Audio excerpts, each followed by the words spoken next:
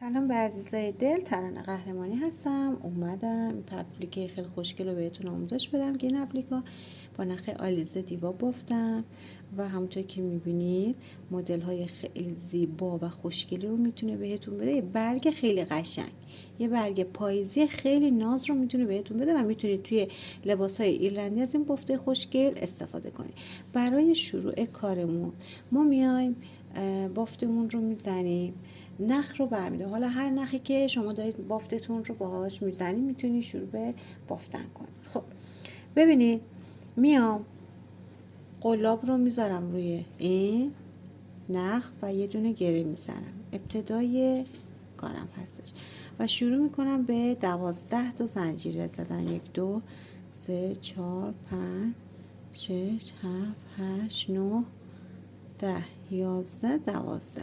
من 12 تا زنجیره رو زدم و بعد از اون از پایه دوم شروع میکنم قلاب رو میبرم و پای کوتاه رو میبافم.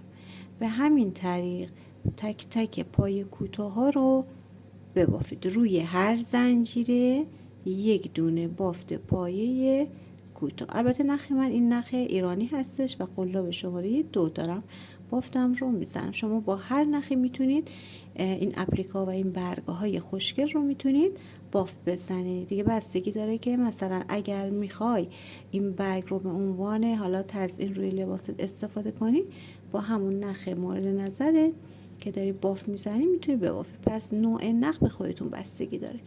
تا انتها روی هر پایه رو یه دونه بافت پای کوتاه زدم، آخری رو هم زدم و الان 1 2 3 تا زنجیره میزنم. دوباره توی همین آخری میام و یه دونه بافت پای کوتاه میزنم و تک تک اینا رو روی هر کدوم رو باید یک دونه بافت پای کوتاه بافت بزنید. نخ روی قلاب میره، بافت پای کوتاه. این نخ رو هم با دستم میارم که بین کار مخفی بشه. پس با پای کوتاه شما روی هر بافت رو میرید، یه بافت پایه کوتاه رو میبافید.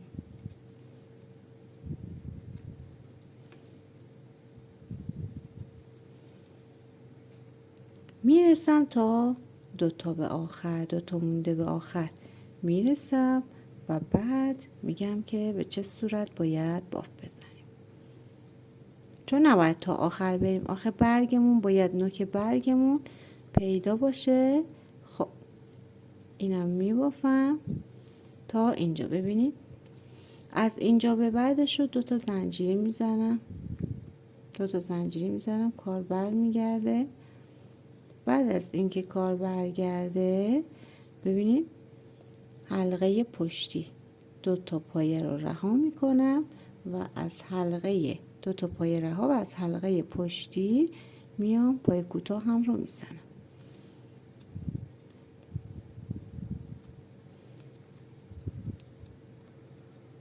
ببینید این گیس بافت ما گیس بافت عقبی رو میگیریم و بافت پایه کوتاهمون رو میزنیم.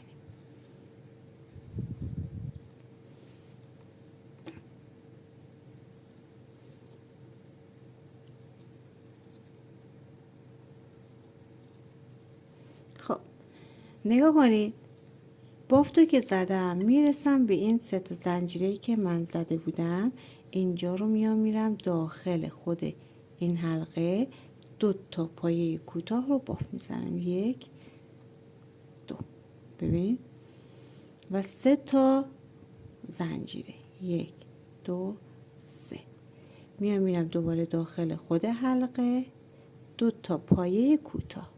2 تا ببینید دقیقاً این قسمت ها هستش.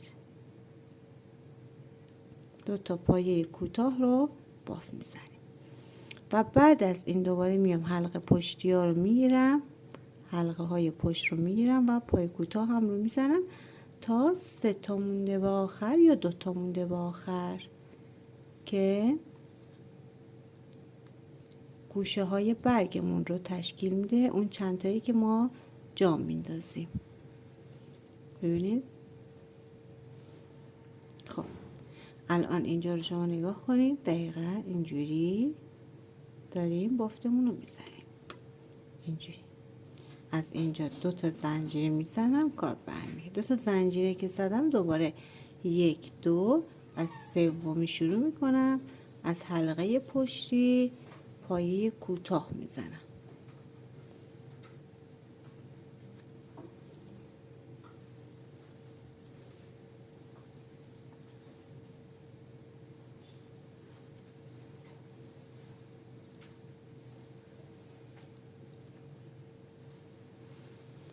و بعد از این که دوباره رسیدم به انتها، ببینید پای آخر رو هم میزنم، رسیدید به این زنجیره، به این داخل زنجیره ها دوباره میرم 2 تا پای کوتاه میزنم، 1 2.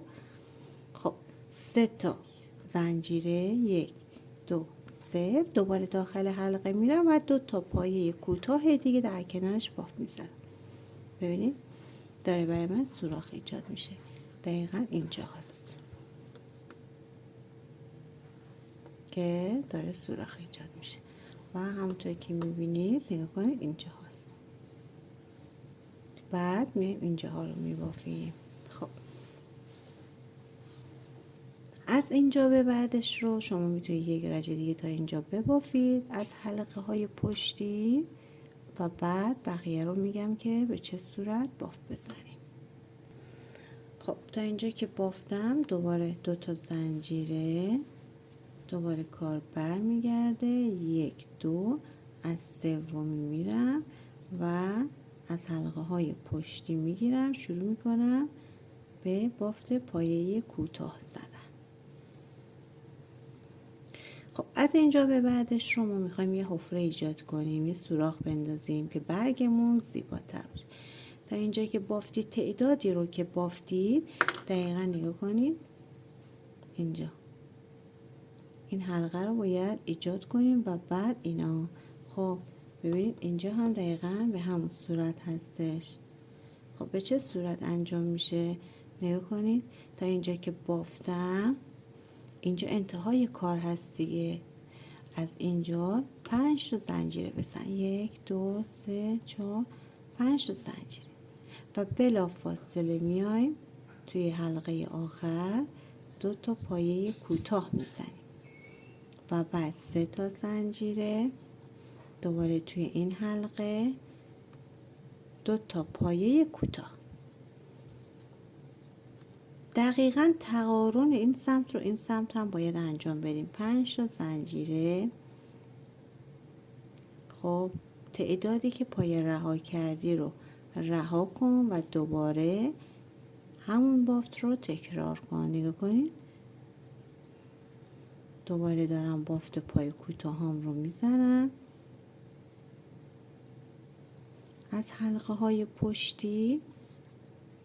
خب ببینید دوباره رسیدیم به انتها، 2 تا زنجیره، کار برمیگرده، 1 2 از زنجیره سوم شروع میکنیم، یعنی از پای سوم شروع میکنم، دوباره بافت پای کوتاه ها رو روی هر پایه میبافید، میرسید به این 5 تا زنجیره.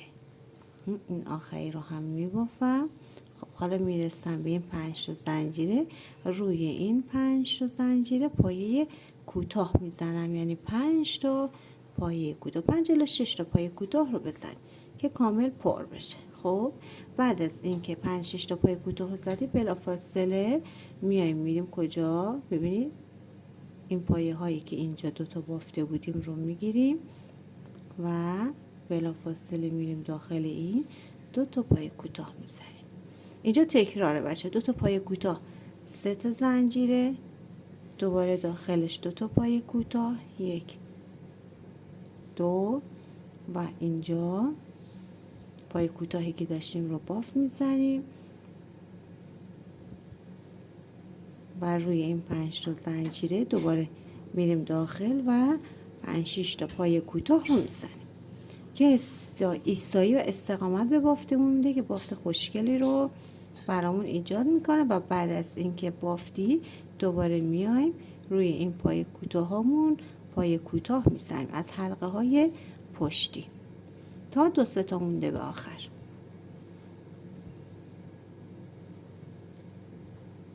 بعد از این دوباره 2 تا زنجیره، دوباره کار برمیگرده. از حلقه سوم شروع میکنیم، یعنی از پای سوم شروع میکنم و دوباره همین روال رو تکرار میکنم. ببینید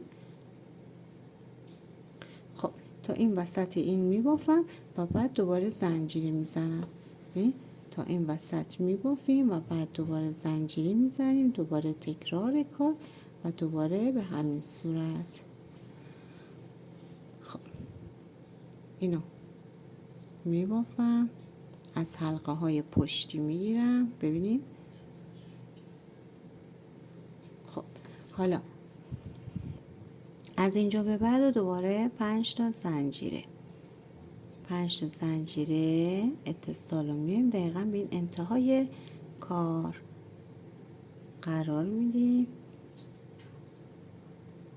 روی پای کوتاهمون پای کوتاه میزنیم، میرسیم به این حفره. توی حفره هم 2 تا پای کوتاه، 3 تا زنجیره، دوباره توی حفره میرم و 1 2 تا پای کوتاه، دوباره این پای کوتاه های اینجا رو هم میبافم. خب دوباره مثل این 5 تا زنجیره ها رو میزنم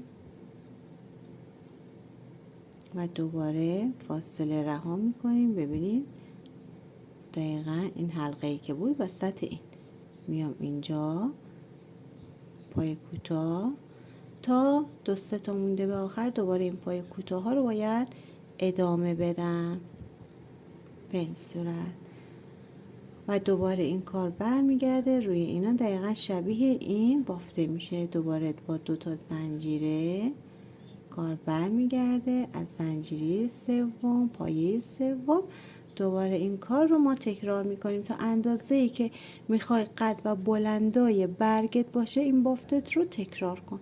ببینید دوباره روی این رو ما باید قلاب رو ببریم و 5 تا پایه کوتاه بافت بزنیم. حالا 5 الی 6 تا زمانی که بافت برگ شما قشنگ پر بشه روی کار و دوباره روی اینا پای کوتاه میزنیم، دوباره اینجا رو 3 تا زنجیره میزنیم، دوباره پای کوتاه روی اینا رو هم میبافید و دوباره میرسی به اینجا، دوباره کار برمیگرده به صورت رفت و برگشت انجام میدی. این هم از بافت زیبا، برگ زیبا که خیلی میتونه براتون مفید بوده باشه، با بتونید توی بافت هاتون ازش استفاده کنید که برگ خیلی خوشگلی هستش که این هم میتونید ببافید و لذت ببرید. دوباره 2 تا پای کوتاه و دوباره بچه ها تکرار کار هستش. این بافت رو به همین صورت ادامه بدید تا اندازه دلخواه شما بهتون. ببینید 3 تا حالا من اینجا زدم، اینا رو هم به همین صورت 3 تا زدم. میتونید 4 تایی کنید، میتونید بزرگتر کنید، حتی میتونید این قسمت رو هم بیشتر سر بندازید، یعنی مثلا 12 تا کردید میتونید 15 تا کنید. شما به همین صورت میتونید تعداد برگ‌های خوشگل رو بافت بزنید.